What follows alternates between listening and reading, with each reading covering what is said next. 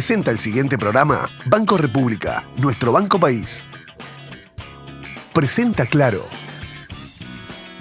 El siguiente programa se realiza en el barrio Jardín, Huertas de los Horneros. En el programa de hoy vamos a hablar del mercado inmobiliario en general, cómo vienen las compras-ventas, en qué zonas, quiénes están invirtiendo, y el diálogo será con Matías Medina, que es vicepresidente de la Cámara Inmobiliaria del Uruguay.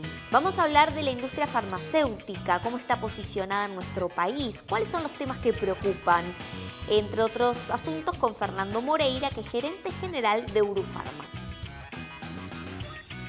Bien, y como lo anunciábamos, vamos a hablar del mercado inmobiliario de nuestro país y para eso convocamos a Matías Medina, que es vicepresidente de la Cámara Inmobiliaria del Uruguay y director de Macari. Matías, un gusto tenerte aquí. Un gusto. Gracias por a venir. ustedes por la invitación. Bueno, allí hablar un poco de lo que hace al mercado inmobiliario en general. Eso no sé si se puede discernir un poquitito de lo que pasa en la capital y en el interior del país. ¿Qué se puede decir allí? Sí, nosotros tenemos un mercado muy activo y dinámico, tanto en lo que es Montevideo como en el resto del país. Por departamento hay diferentes tipos de negocios, hay zonas que son típicamente rurales, compraventa de campos, pero también lo que son las propiedades en el interior y la receptividad de la vivienda promovida en apartamentos, que puede ser objeto de otro debate, está teniendo un dinamismo especial en departamentos que eran típicamente zonas de casas o de propiedades de terrenos muy extensos. ¿Por ejemplo? Y ahora, por ejemplo, Paysandú, ejemplo Salto, Florida, es gradual, ¿no? No es como el auge en Montevideo. La ley está cumpliendo desde el 2011, que está vigente, pero sabe diversificado, ni que hablar en la zona donde estamos, en Canelones. Sí, aquí en Ciudad de la Costa es una herramienta muy utilizada. Y allí, Matías, no menor es hablar un poco, ya que mencionaste la ley de vivienda promovida, ha habido críticas al respecto. Aquí estuvo Aníbal Dural de la Asociación de Promotores Privados de la Construcción y bueno, un poco dando también la visión de los empresarios, que ha sido un poco criticada la ley porque algunas voces, principalmente del espectro político, han criticado que no es una ley que haya permitido, por ejemplo, la baja en el precio del alquiler o la baja en la compra para el acceso a la vivienda. ¿Eso cómo tú lo ves? Sí, nosotros estamos más del lado comercial y técnico, no tanto en el debate ideológico y político, pero siempre rozan esos temas lo que es la vivienda. Bueno, porque en definitiva se habla de datos, o sea, tiene que tener un sustento de datos. Bueno, hay un stock desde que comienza la ley hasta ahora en construcción, en proceso y terminal, de 34.000 unidades que se incorporan en el mercado, de las cuales en el 2020 se liberan los topes. Por ejemplo, antes tú en un edificio podías construir un 50% de unidades de un dormitorio, ahora puede ser un edificio netamente de unidades de un dormitorio. Entonces, ¿eso qué permitió? Cada $1 que invierte la construcción genera 4. Fuentes laborales, conexos, negocios que se instalan en la zona. Entonces, bienvenida a la ley de vivienda promovida. Capaz que el rótulo de interés social es lo que está más en tela de juicio, que es el debate. También hay un plan que se llama Entre Todos, que apunta a esos deciles más bajos que capaz que no llega a la vivienda promovida. Eso se está implementando, está bueno los dos formatos, los precios sí, a veces las unidades más pequeñas van mayoritariamente inversores, porque uno si saca un préstamo a 25 años aspira a una unidad de 2 dormitorios, pero también con datos preliminares del censo hay viviendas unifamiliares, hay más gente sola, hay mucho extranjero, en un periodo de 10 años vinieron 62.000 extranjeros, entonces el mercado cambió y eso lo tiene que recoger la vivienda promovida, plan Entre Todos y los actores para que también la vivienda usada se siga vendiendo y a muy buen ritmo. Hay inversores que compran viviendas para reciclar, hacen otras viviendas o las venden y eso también mueve la aguja. Bueno, allí es muy interesante saber un poco, quizás podemos hacer un panorama de cómo viene la compra-venta del inmueble en Uruguay y no sé si allí lo quieres posicionar como Montevideo y datos del interior, que a veces, muchas veces desde la industria se divide por ciertas características y cierto acceso a la información, pero allí, por ejemplo, la compra para vivienda, ¿cómo viene ese sector? Sí, nosotros tenemos experiencias de los usuarios y después tenemos los datos reales del Instituto Nacional de Estadística. Las experiencias de los usuarios es que un 70% busca apartamentos para comprar y un 30% busca casas. En Montevideo. En Montevideo. Porque, ¿qué pasa? Las experiencias de los usuarios en los portales, generalmente Montevideo muy ampliamente tiene esa oferta inmobiliaria, pero son tendencias de búsqueda. Después tenemos el problema con el Instituto Nacional de Estadística, que no te depura por tipología, por zona, por barrio y por departamento, sino que te hace una media. Y eso es muy engañoso para los que queremos generar paramétricas del mercado. Por eso la ley prevé un observatorio inmobiliario, que eso vamos a dialogar después. Sí. Pero volviendo a la pregunta, el 70%, 60 y pico por ciento busca una vivienda hasta $150.000. Después pasamos a la vivienda entre 150 y 300.000 y por último que exceden esos montos. También el crédito bancario y las personas que buscan comprar su vivienda, un 10% va por préstamo bancario, el resto va contado. Eso es muy alto. Qué llamativo. Es llamativo, pero no porque personas no quieran comprar, sino porque con el dinero que les da el banco no llegan a la vivienda que les gustaría adquirir. Entonces ahí va por el dinamismo de los alquileres. Un alquiler en precio de mercado de una propiedad se alquila en 20 días y se vende en 90 días. Entonces eso es un dinamismo importante que los inversores a la hora de comprar una propiedad ven esas paramétricas porque lo que no quieren es tener la unidad vacía. Entiendo que la dinámica de entre compra-venta es mayor, entre compra-alquiler es mayor la de alquiler, porque si el 10% solo accede a un crédito, tener todo ese capital es solamente para digamos, un determinado sector o núcleo que deja fuera quizás a otros que sí podrían, pero a partir de un préstamo. Sí, por ejemplo, el caso de los jóvenes, que Sí. es muy, la juventud en sí, la dinámica de vida fue cambiando y eso se vio reflejado en la vivienda.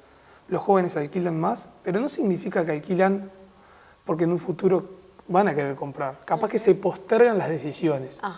Y eso es lo que sucede en los alquileres, por eso son tan dinámicos. ¿Y el acceso al préstamo bancario es, digamos, facilitador para quien quiera comprar o cómo lo ves tú? Los requerimientos. Cada día se fue flexibilizando más, se otorga hasta un 90%. El tema es que ese 90% sea un monto significativo para que ellos puedan comprar lo que ellos desean y porque son préstamos a veces hasta 25 años. Claro. Hoy por hoy 25 años hay que proyectarse. Nosotros somos relativamente jóvenes, pero la cuota es elevada y hay que ver qué va a pasar hacia adelante.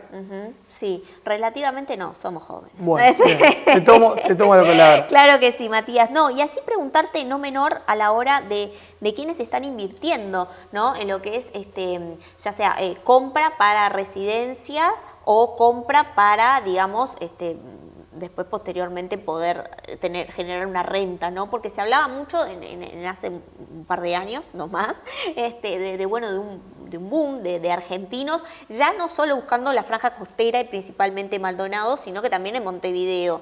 Un poco allí, ¿quiénes están invirtiendo hoy? Las torres que uno ve, las grúas que va por la ciudad, en el plazo de obra, cuando se termina el edificio, queda un 8 o 9% máximo de unidades que van a salir al mercado para venderse. El resto se vende todo durante la obra. Esos inversores son, en su mayoría, argentinos, por un tema de proximidad y conocimiento que tienen en nuestro mercado, pero vieron actores chilenos, de Perú, alguna gente de Venezuela que está hace un año acá y adquiere su vivienda y compran una unidad para vivir y otra para rentar. Y también está el típico inversor uruguayo que recibe su herencia o su capital familiar y es un refugio de capital al ladrillo y la vivienda. La rentabilidad es un 6%, en otras zonas puede llegar a un 7%, pero más o menos estamos manejando un 6% de lo que es anual. ¿En todo el país o solo en Montevideo? Generalmente en Montevideo, en el interior los precios para adquirir una vivienda son más bajos, pero la rentabilidad se mantiene en un 5%, un 4,5%. Y allí en el ranking, ¿no? Porque me hablabas de argentinos, chilenos y otros inversores de otros países, ¿el uruguayo es primero que invierte o está un poco rezagado en lo que es la compra, ya sea por interés o por posibilidades allí? Sí, allí tenemos argentinos, tenemos uruguayos, tenemos brasileños, tenemos chilenos. En ese orden. En ese orden. Bien, en otras oportunidades aquí en el programa hemos hablado con otros colegas vinculados al sector inmobiliario. Por ejemplo, recuerdo el diálogo con Wilder Ananikian, que también mira el programa, le mandamos un saludo, pero que han manifestado la necesidad de lo que era la ley de operador inmobiliario. Finalmente, esto ya es ley, aprobada, falta la reglamentación, ¿verdad? En realidad nosotros tenemos media sanción, media sanción. hoy por hoy.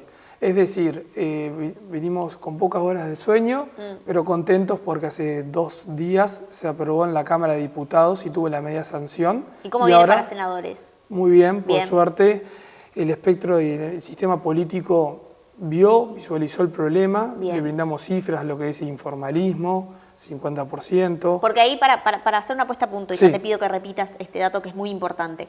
La ley para repasar, ¿no? Para quien no entiende del otro lado, la ley de operador inmobiliario, ¿qué es lo que otorga? ¿Qué marco de protección hace al sector? La ley tiene varios objetivos. El principal es profesionalizar el sector, proteger al consumidor final, que es el que públicamente en programas de televisión vemos estafas, sucesivas ventas, alquileres, protege y genera un registro de operadores inmobiliarios que con su número de matrícula van a ejercer la actividad como profesionales inmobiliarios. Así que yo como consumidor tendría que informarme un poquito para saber que efectivamente está registrado. Tú como consumidor podrías comprarle a un propietario directo porque no limita, el propietario de su inmueble puede vender con libertad y el comprador también. Pero si vas a contratar una inmobiliaria, vas a tener que ver que va a tener un número de matrícula. ¿Eso antes no existía? No, hoy por hoy no existe. Hoy por hoy tienen que tener BPS, DGI y estar inscritos en SENACLAF, que es la Oficina de Lavado de Activos. Pero hay un debe, porque hoy el sector representa unos 27.000 puestos de trabajos directos, más todos los indirectos que genera. Solo la Cámara Inmobiliaria tiene más de 800 empresas, o sea, hay muchas personas trabajando, pero colateralmente capaz que hay más que están ejerciendo la actividad de forma informal.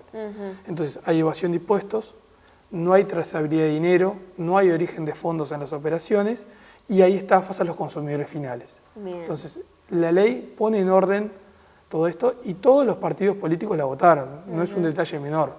Bien, hubo consenso allí. Hubo consenso y ahora el paso posterior es el Senado, que creemos, por lo que nos dicen todos, se va a aprobar antes de fin de año. Y esto allí lo que hace, por ejemplo, para quien está en la informalidad, es que pueda tener una sanción por ejercer la actividad sin la autorización debida. Aquí no se deja ninguna fuente laboral, hay un periodo de ventana que pueden estar inscritos, o sea, capaz que la persona ejerció la informalidad y ahora quiere estar legal, y bienvenido sea. Eso sí, de la ley para adelante, todos con su número de matrícula puede ser suspendido, se le puede retirar la matrícula o multas pecuniarias hasta $80.000. Matrícula retirar pero no tenían. Sí, pero después que sale la ley, por el mal ejercicio, hizo una falta grave o lo que sea, y uno protege su fuente laboral. Y más si está trabajando con inversión y con capital de terceros. Bien, bien, porque es algo muy reclamado por el sector. Allí se crea un observatorio también, ¿no? Sí, el observatorio es una figura que no es tan mencionada, pero es vital, y más en este tipo de paramétricas, porque el inversor que viene quiere tener cifras. A veces tiene que contratar a consultoras. Pero hoy por eso el observatorio lo que va a hacer es juntar la información que tenemos, que es muy buena, Agencia Nacional de Vivienda, Instituto Nacional de Estadística, y depurarla y generar paramétricas de nuestro sector. No nos vamos a atender a ver la oferta, sino a ver las operaciones concretadas, las que genera el registro. Y esos son los números ciertos. Y allí si yo te pregunto sobre números, ya saliendo un poco de la ley y todavía no datos del observatorio, pero sí datos que tiene la Cámara Inmobiliaria, siempre nos interesa saber un poco precios metros cuadrados, ¿no? Promedio, bueno, ya sea quizás zonas de Montevideo o algo que nos pueda mencionar del interior, así que se puede decir. Sí, nosotros hubieron metros cuadrados, por ejemplo, Cordón, de 2.300 metros cuadrados, 2.400, las zonas más caras del Club de Golf son unos 3.500 el metro cuadrado. ¿Es la zona más cara de Montevideo hoy? Hoy por hoy sí, pero eso hay que medirlo. El Club de Golf no es lo mismo enfrente del Club de Golf que 2 cuadras hacia adentro, porque ya estamos en Punta Carretas y ahí baja el metro cuadrado. Entonces, es fundamental identificar los barrios privados, lo que son el auge en sí, pero son diferentes figuras. Cordón es la vedette de la vivienda promovida, pero hubieron zonas que realmente nos llamó la atención, como la blanqueada, Unión y Bellavista. Allí el metro cuadrado, ¿qué pasó? ¿Subió? Y bueno, allí el metro cuadrado no solo subió, sino que está en el radar de los inversores, que antes, sin que estuviera la vivienda promovida, no iban a invertir directamente ese barrio. Y se alquila muy bien y a muy buenos precios. ¿De cuánto estamos hablando más o menos? ¿El metro cuadrado en sí o el costo de alquiler? Porque, ambos.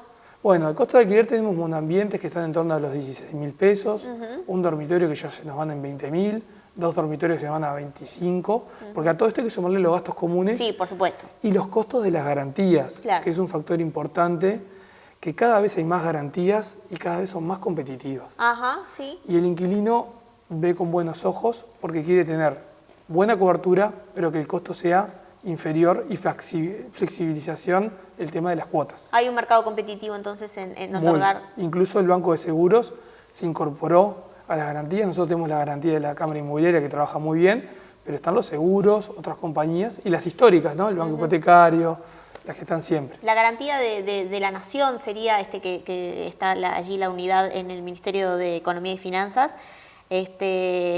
Había planteado en una nota hace unos días preocupación porque había descendido el interés por hacerlo por la garantía de alquiler, digamos, por parte del Estado, ¿no? Ahí nosotros vemos que el foco tiene que ser el consumidor. Ajá. Y que sea un mercado competitivo y transparente para todos. Porque en realidad es el usuario, es el que paga con sacrificio esa cuota, es el que va a alquilar, es el que es nuestro consumidor final, nuestro cliente, y hay que protegerlo. Y creo que es una muy buena opción que haya varias garantías y varias opciones. Bien, qué interesante Matías Medina, que es vicepresidente de la Cámara Inmobiliaria del Uruguay y es director de Macari. Bueno, si lo toca, lo vende, dice el eslogan. Bueno, nos tienen que poner a prueba. Bien, buenísimo. Bueno, Matías, vamos a convocarte en otra oportunidad porque ha sido muy interesante el diálogo y es un mercado muy dinámico y por suerte siempre lo encontramos en satisfactorias condiciones, ¿no? Sí, desde la saludable. Sí, desde la Cámara estamos a las órdenes. Bien, gracias. También comentarte que tenemos nuestra primera presidente mujer en 37 años Es cierto, de historia. Beatriz Carámbula, le mandamos un saludo. Que la próxima va a tener que venir, Bueno, ya la convocamos. Ya la invité, pero le daba vergüenza. Así Bueno, que ahora le vamos a pero sacar con la todo lo vergüenza. que trabaja, yo te garantizo que con gusto viene. Bien. Y bueno, vamos a seguir trabajando por el sector y para el sector. Bueno, buenísimo, Matías, muchas gracias. Por favor, a las órdenes. Conecta tu emprendimiento al éxito con el plan emprendedor de Antel. Disfruta de la mejor conectividad, la más amplia cobertura y la velocidad de Internet que tu negocio necesita. Antel, socio de tu negocio. Mi pasión siempre fue la danza, pero las vueltas de la vida me podrían haber llevado para otro lado. Yo podría haber tenido la receta para ser una gran diseñadora. Y nuestras ideas podrían haber quedado plasmadas En la piel. El arte que hago en la piel podría haberlo hecho en el pelo. Y aunque al final encontramos nuestras pasiones, Si hubiésemos elegido otra, nuestro socio sería el mismo. Tenés Antel, tenés un socio para hacer crecer tu negocio, porque te brinda soluciones integrales, conectividad, facturación electrónica, más cobertura y la mayor velocidad de Internet. Antel, estamos para conectarte. Diora Uniformes, moda empresarial. Visítenos en www.diora.com.uy. Betel, única cadena de centros de estética y spa del Uruguay. GSS, única empresa en Uruguay dedicada al Facility Services. Limpieza, seguridad, outsourcing de personal y mantenimiento. Conozca más en www.gss.com.uy. Agregamos valor a las empresas. Desde los orígenes de Mazars, nuestro compromiso y atención es lo que siempre nos ha caracterizado. Es lo que nos distingue, lo que nos hace destacar. Mazars.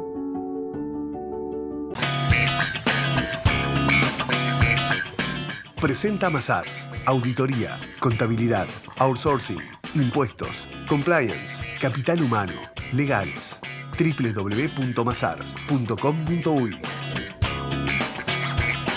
Bien, y como lo anunciábamos, vamos a recibir a Fernando Moreira, que es gerente general de Urufarma. Bienvenido, Fernando, muchas gracias por estar aquí. Muchas gracias por la invitación. Bueno, Urufarma, una empresa ya en el mercado. Y bueno, Urufarma, como Urufarma está desde el año 94, pero es una empresa que viene desde el año 48 instalada en el Uruguay. Antes era, para repasar. Squib, era una empresa americana. Squib. ¿Cómo? Squib. Ajá, bien. Sí, que bueno, justamente se instaló en el Uruguay en el año 48, en Avenida Italia y Albo. lugar en el cual estuvimos hasta hace muy poquito tiempo, con una planta de producción ahí y oficinas.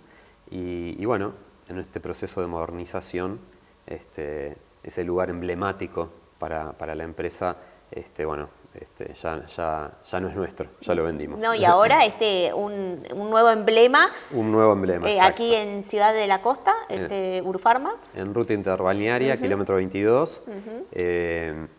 Pudimos lograr nuestro anhelo de estar con todas las operaciones en un mismo lugar.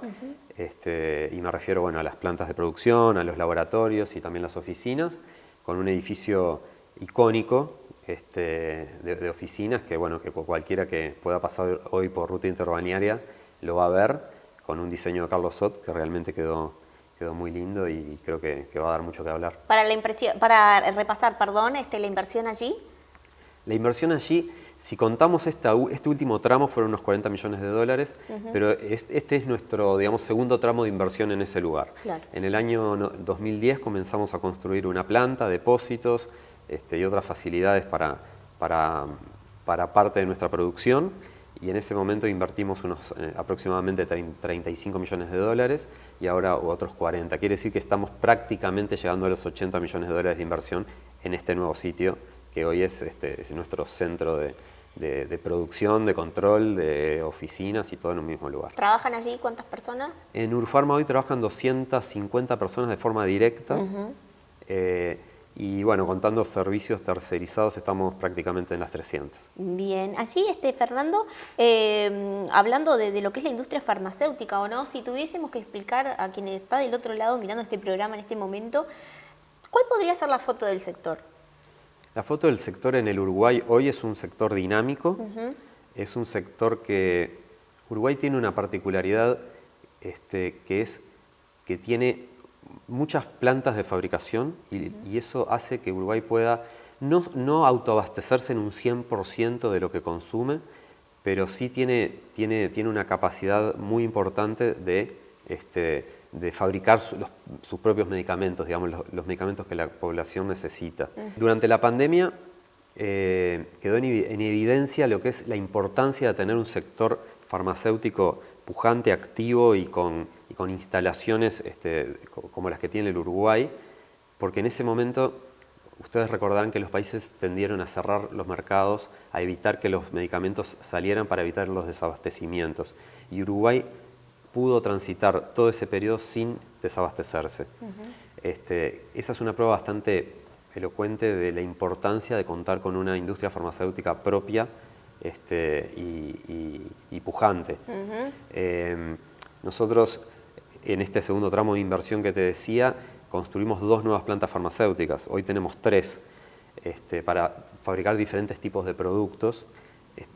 Una de las nuevas es para productos oncológicos, que son productos para tratamientos altamente complejos, son productos que normalmente tienen un costo elevado, y el hecho de contar con producción nacional de ese tipo de productos como de otros es fundamental para que los sistemas de salud sean sustentables.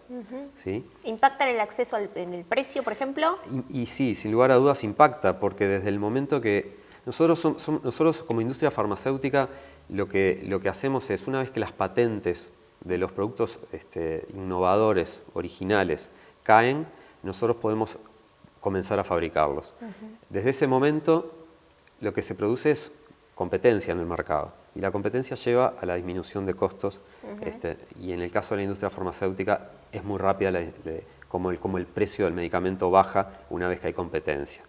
Mientras existe solamente el producto original, innovador, es un monopolio legal, porque el innovador, el desarrollador del producto tuvo que invertir para desarrollarlo, inventarlo, etc.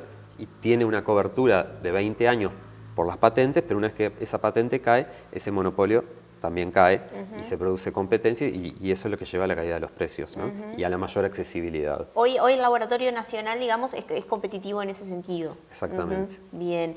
Allí hablabas de algo muy interesante, Fernando, que es a propósito de hablar de tema patentes, ¿no? Y justamente está la discusión en estos momentos el sector de la biotecnología y la ciencia, principalmente desde el lado académico, ¿no? Y algunos emprendedores así en el rubro reclaman el ingreso de Uruguay al PCT, ¿no? Porque bueno, entienden y se manifiesta, tú me lo dirás o no, que es un eslabón para poder ingresar al Acuerdo Transpacífico, pero más allá de eso lo reclaman. La industria farmacéutica lo ven en ese sentido como una preocupación. A ver, lo primero que hay que decir es que en el Uruguay existe una ley de patentes desde el año 99. Es decir, en el Uruguay existen patentes, los inventores locales como no residentes pueden registrar sus patentes en el Uruguay. Hay una oficina de la propiedad industrial en el Ministerio de Industria. Quiere decir que eso funciona desde hace muchos años. ¿Qué es el PCT? El PCT es un acuerdo que va más allá de lo que es es un acuerdo internacional que lo que hace es facilitar de alguna manera que los inventores que registran una patente y en general en países centrales se les sea más sencillo luego replicar esas patentes en otros países. Porque allí la idea, digamos, ese es el mecanismo del PCT. El mecanismo, claro. Claro. Entonces, en primer lugar, dejar claro que existe una ley de patentes. En segundo lugar, el interés nacional, digamos, por el PCT va más allá de lo que son los inventores locales. Es un tema de que hay acuerdos multilaterales de desgravación de aranceles, etcétera, que te pide estar en el PCT, el caso del Transpacífico. Y la industria farmacéutica y la industria farmacéutica local, nosotros no nos oponemos a las patentes. Las patentes tienen que existir para que haya desarrollo de nuevos productos.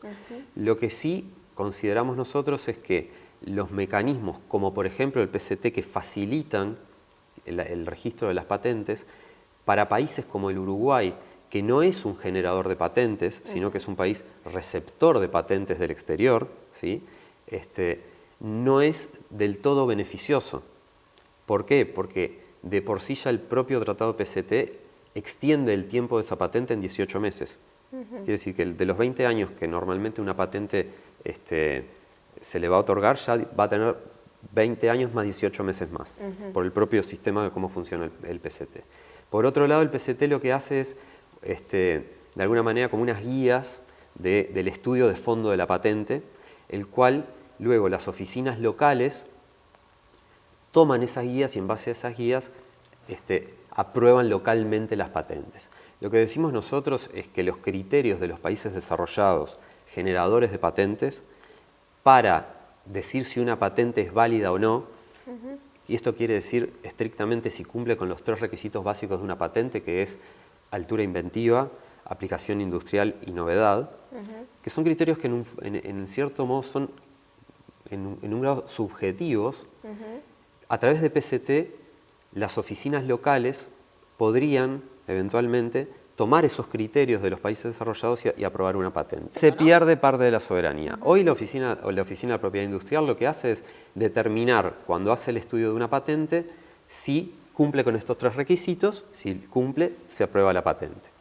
Si esto ya viene desde los países centrales preestudiado y ya, digamos, con un veredicto de alguna manera, la tendencia natural de las oficinas de patentes de países pequeños como el nuestro va a ser tomar esas recomendaciones que a veces no son los criterios de patentabilidad nacionales o que están de acuerdo con el interés nacional. Entonces, nosotros no nos oponemos a las patentes, nosotros entendemos que el PCT es una herramienta para generar acuerdos comerciales, pero entendemos que no tiene que ser en detrimento ni de la soberanía nacional, ni que tampoco sea una herramienta para que el sistema de salud luego aumente sus costos. Porque en la medida de que, como te decía hace un rato, los productos originales, los productos innovadores, tengan más tiempo de protección de patente, es un monopolio que se extiende en el tiempo, por lo tanto el costo de esos productos va a ser más alto durante más tiempo. Esa sería en términos generales. Por otro lado, nosotros somos un país pequeño, con recursos limitados en muchas áreas. En lo que es la oficina de la propiedad industrial, no escapa a esta realidad. Para que te hagas una idea, aproximadamente la oficina tiene 10 años de atraso en el estudio de patentes, al día de hoy, sin PCT. No solo eso, sino que de las patentes farmacéuticas que se presentan, de cada 100 se aprueban aproximadamente 9. ¿Qué quiere decir? Que hay una sobrecarga de solicitudes de patentes que la oficina tiene que estudiar y dar, digamos, hacer su análisis de fondo y determinar si esa patente es válida o no es válida. Con esta sobrecarga y con recursos limitados, la tendencia de que venga un informe desde un país central y que en base a eso la patente se apruebe y que quizás no esté cumpliendo con estos 3 requisitos que nombré anteriormente, es como muy probable que suceda y es lo que ha sucedido en muchos otros países. Entonces, eso es lo que nosotros entendemos que no debería suceder en caso de adherirnos al PCT. Lo que entiendo es que habría que potenciar lo que efectivamente ya hay, ¿no? Habría que potenciar la oficina de patentes para que esté preparada para poder hacer el propio análisis en pos de que las patentes que realmente se aprueben sean las que cumplen con estos 3 criterios de altura inventiva, aplicación industrial y novedad. Hoy no es dinámico ese mercado. Hoy no es dinámico y lo que sucede es que el PCT favorecería lo que es una práctica habitual de parte de quienes son los inventores de lo que se le llama evergreening, que es, yo tengo una patente, en caso farma, de una molécula que descubrí, tengo 20 años de protección, 20 años de monopolio, pero luego genero patentes secundarias, las cuales las utilizo de tal forma de extender ese monopolio más allá de los 20 años. A través de PCT, la afluencia de cantidad de patentes de este estilo sería mayor. Y si ya decimos que la oficina de patentes nuestra está sobrecargada, entendemos que sería una situación compleja. En algunos lugares que me ha tocado hablar sobre el tema, yo lo que decía es, firmar PCT sin una oficina de patentes fuerte es como tirarte una piscina sin agua. Claro, sí. Es bien gráfico. Bien. Clarísimo estos temas, porque tú lo estás planteando de una forma muy práctica de entender y pregunto porque, bueno, fue una problemática que plantearon muchos aquí, muchos empresarios vinculados a lo que es la industria, principalmente biotecnología, pero bueno, hay que tener siempre las campanas que están alrededor, ¿no? Y las industrias que también podría llegar a afectar o no. Exacto. A ver, entiendo la situación de los inventores nacionales, pero entiendo que puede haber otro tipo de mecanismos para ayudarlos y apoyarlos a registrar sus invenciones en países centrales, que es lo que en realidad va a tener más valor para ellos. El PCT podría ayudarlos, pero hay otros mecanismos. Entonces, hay que ver cuál es el costo del PCT. Y el costo del PCT en el caso farma, también esto en lo que es productos para el sector veterinario, productos agroquímicos, también juega, y tiene un costo país. Bien. Entonces, nosotros no decimos no PCT, nosotros decimos, bueno, PCT pero en determinadas condiciones.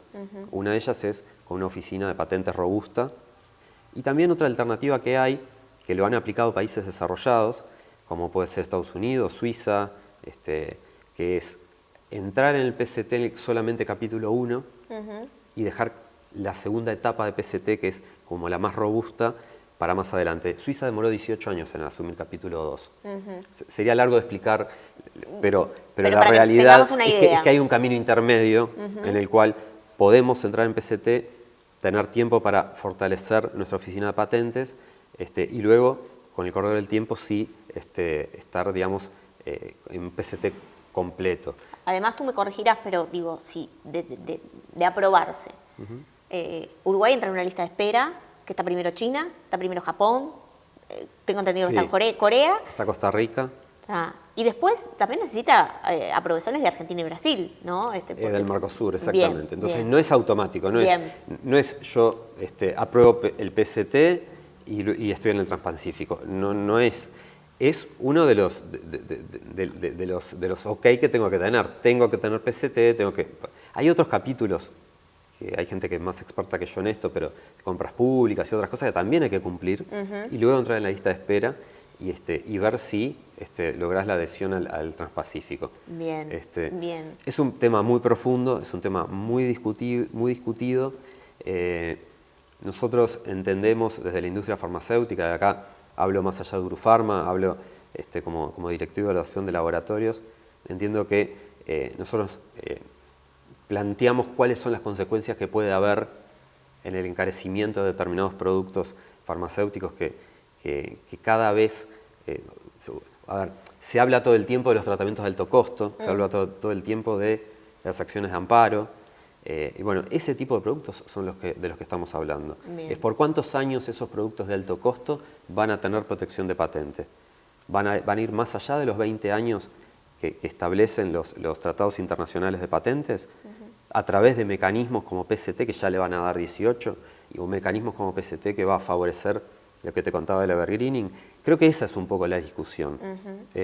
Entonces... buscar un camino intermedio sería el ideal.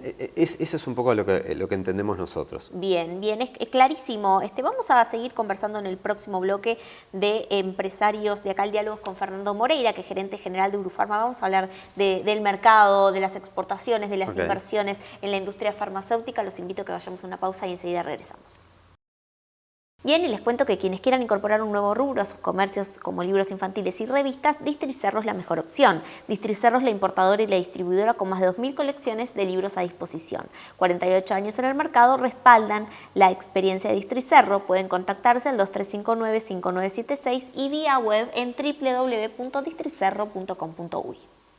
En tus obras, coloca aberturas de aluminio Patagonia, importadas de China, de alta prestación y a precios increíbles. Reconocidos constructores locales nos han elegido para sus proyectos con total éxito, mejorando sustantivamente la performance de los cerramientos y con importante ahorro de costos. Aberturas Patagonia, excelente calidad a precios increíbles.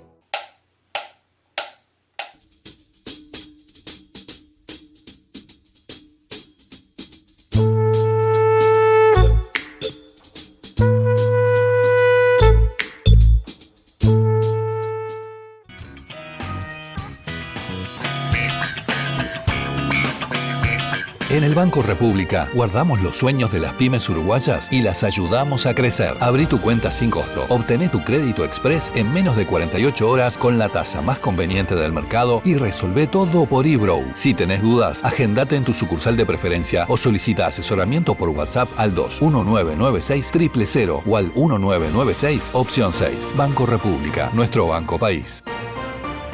Galaxy AI ya llegó, los smartphones más premium de Samsung para conectarte, crear y jugar. Galaxy S24 serie 5G. Podés traducir llamadas y más con inteligencia artificial. Encontralos en shop.samsung.com/uy.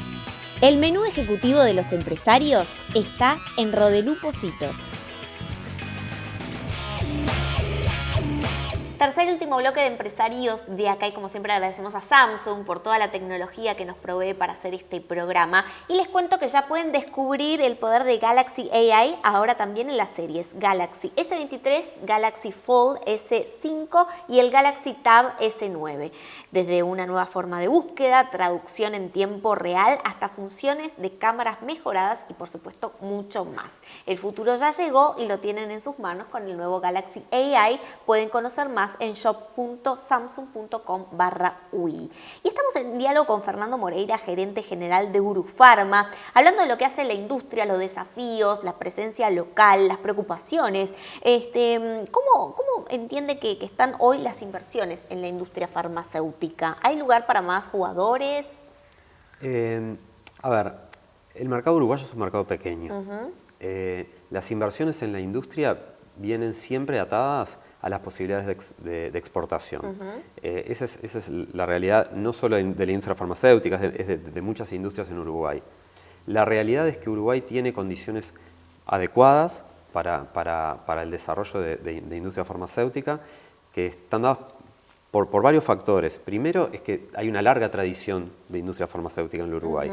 Yo te decía al principio que existen muchas plantas de fabricación, existen muchos laboratorios nacionales o regionales instalados en el país, y existe espacio para seguir creciendo, sí, sin lugar a dudas existe. Y existe por varios motivos. Primero porque la regulación de la industria farmacéutica apunta a que cada vez más se tenga que fabricar determinado tipo de productos en plantas específicas para esos productos. Entonces, por ahí, unos años atrás, en una misma planta se fabricaban una enormidad de productos diferentes y hoy uno tiene que construir plantas diferentes para determinados productos. Y es un poco lo que hemos hecho nosotros en el correr de estos años. Plantas para hormonales, plantas para oncológicos, y así sucesivamente otros tipos de otros colegas que tienen para antibióticos. Entonces eso da lugar a que exista espacio para seguir creciendo en lo que es la parte industrial propiamente dicha de la industria farmacéutica. El mercado local claramente no es un mercado ni grande ni de crecimiento. Demográficamente no crecemos, entonces es un mercado estable. Pero sí es un mercado que tiene un ente regulador con el Ministerio de Salud Pública, que nos regula la actividad de todos los laboratorios, que es serio, es exigente y es reconocido. Y tenemos un know-how de muchos años de fabricar este tipo de productos farmacéuticos. Así que desde ese punto de vista entiendo que hay espacio. ¿Puede ser un hub? Puede ser un hub, o debería ser un hub en realidad, porque esto que te estoy diciendo es sí un hub para apuntar al exterior, a la región y fuera de la región. Me dirás, ¿cuáles son las limitantes? Hoy quizás la mayor limitante que podemos tener es la disponibilidad de profesionales químicos farmacéuticos.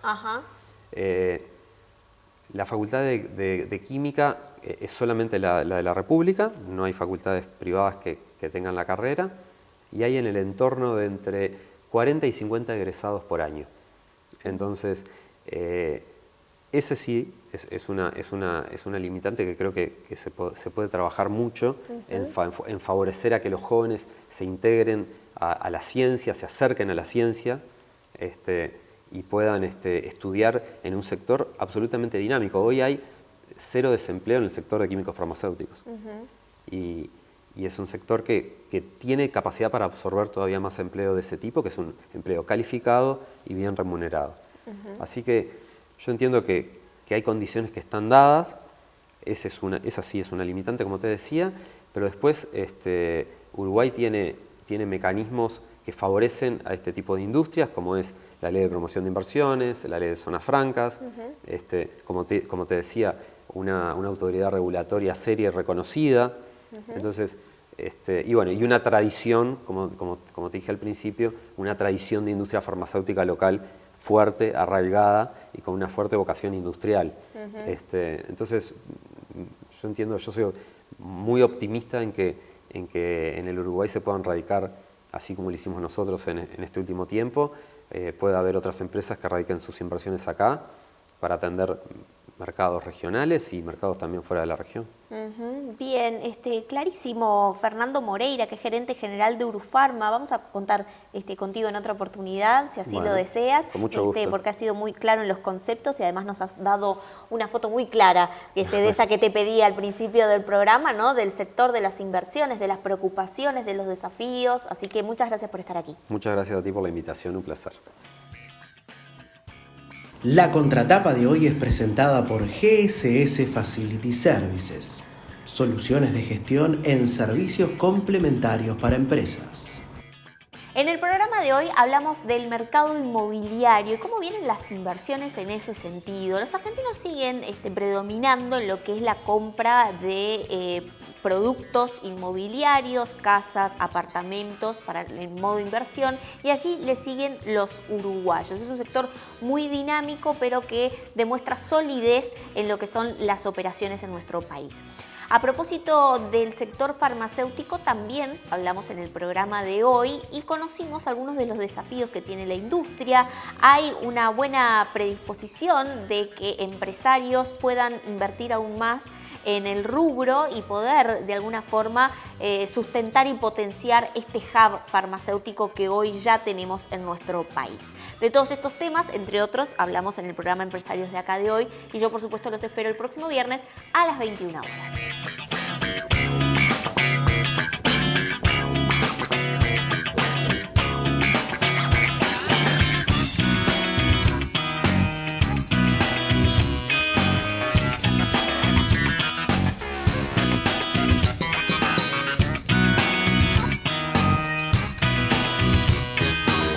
El programa Empresarios de Acá es declarado de interés ministerial por el Ministerio de Industria, Energía y Minería.